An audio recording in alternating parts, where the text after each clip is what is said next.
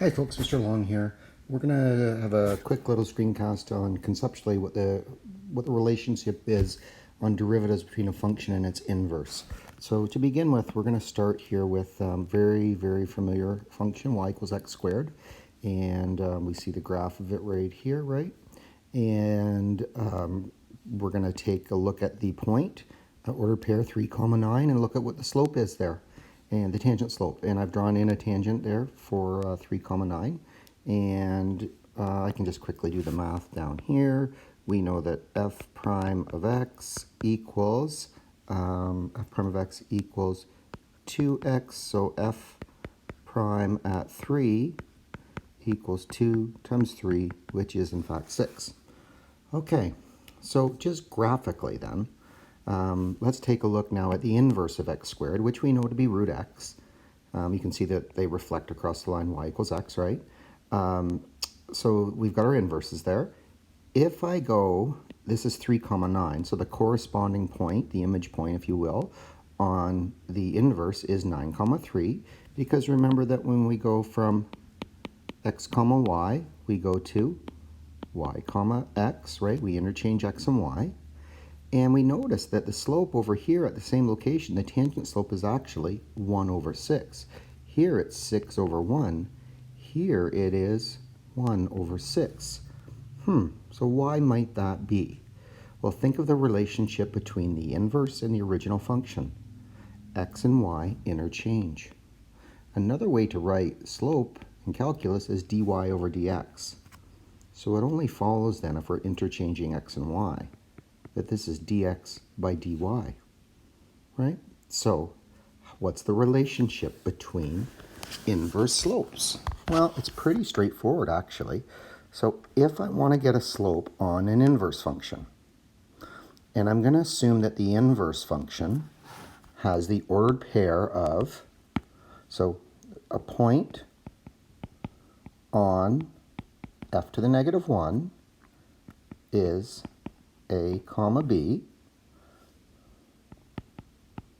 then b comma a is on f, on the original function, right? So if I want to know the slope at a certain value here, so for example, I want to know, in this question, I wanted to know f inverse slope at 9, which I have to denote there with that, then I know it's just the reciprocal of the original function slope, right? dy by dx, dx by dy are reciprocals. So I just take 1 and I divide it by f prime at the corresponding value, which is 3, right? So I'll go through that again. So I want to get the slope on the inverse function at a certain point. In this case, it's x equals 9. Well, I know that the corresponding point, so first of all, the ordered pair is 9, 3 here. I know the corresponding ordered pair on the original function is 3, 9 because x and y switch. I also know that the slope is the reciprocal at the corresponding point. So if I want to know f to the minus 1 means inverse, at an x value of 9 on the inverse, prime means the slope of all that. It's just 1 divided by the slope of the original function at the corresponding x value on it. Okay, so x value on the inverse, x value on the original function, right? But that forms the overall ordered pairs. Okay, folks, so the overall relationship then in general is this. F to the negative 1 of A prime equals 1 over f prime at b. Okay, that's your relationship, where a is an x value on the inverse and b is an x value on the original. Okay, 6 over 1 becomes 1 over 6 at the corresponding points.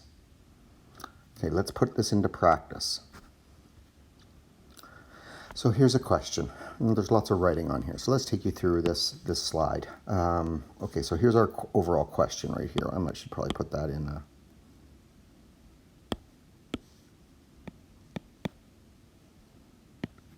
There's our question that we want answered. What is g prime of 8 if g of x is log of x to the base 2? Okay, so what is g prime at 8 if g of x equals log of x to the base 2? Well, what if you don't know how to calculate the derivative of logs, right? What if you don't know? Well, so I'm going to repeat that. You don't know how to calculate the slope of logs.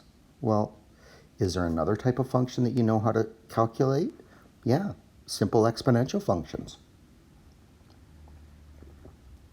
So let's look at how we might do that. We know that the inverse of log of x to the base 2 is this. Okay, so we're going to call g of x the inverse of 2 to the x. So let's talk about this. So here is the graph. So first of all, we started with this graph. What we want is the slope at that location, right? So the tangent that's shown on that graph, right? This tangent here, we want to get the slope of that tangent. What do we know? Well, we're supposed to get the tangent slope where x equals 8. So remember that on a log graph, the x value represents the evaluated power in an exponential relationship. The exponent, the y value shows the exponent. So in other words, the exponent is 3, the answer is 8, and the base was 2. So 2 to the exponent of 3 gives us our evaluated power, which is x. That's 8. So I know that 8 on the log graph goes with 8, so it's 8 comma 3. What does that mean? Well, I don't remember how to do the derivative of a log function. Now I can switch over to my exponential function. And I know that, right away, I know that the inverse of log of x to the base 2 is f of x equals 2 to the x. I also know that the derivative is just 2 to the x ln 2. Okay, 2 to the x times ln 2. That's all the exponential derivative is. So, that sort of helps me. So can I then get f prime at, and it'll correspond, 8 comma 3 corresponds to 3 comma 8. So can I get the slope when x equals 3 on this graph? Yeah. F prime at 3 is just going to be 2 to the 3 ln 2, right? Which is 8 ln 2. So that's the slope there. Well, what's the relationship? Go back over that. The relationship is that the slope on this graph is 1 divided by the slope on the original at the corresponding x value. What x value corresponds to the 8? It's 3. So all I have to do is write 1 over f prime at 3 because they're inverses. Okay, I'll just put this here. So what does that work out to? 1 over 8 ln 2. I just calculated the slope of log of x to the base 2 without even using the equation log of x to the base 2. Only using the knowledge of the inverse. Okay, folks? So that's important. That's the power of this, is that it allows you to calculate tangent slopes on curves without even working with that curve. It's by working with the inverse of the curve. Okay, so that's your introduction to derivatives of the inverse function. Hopefully that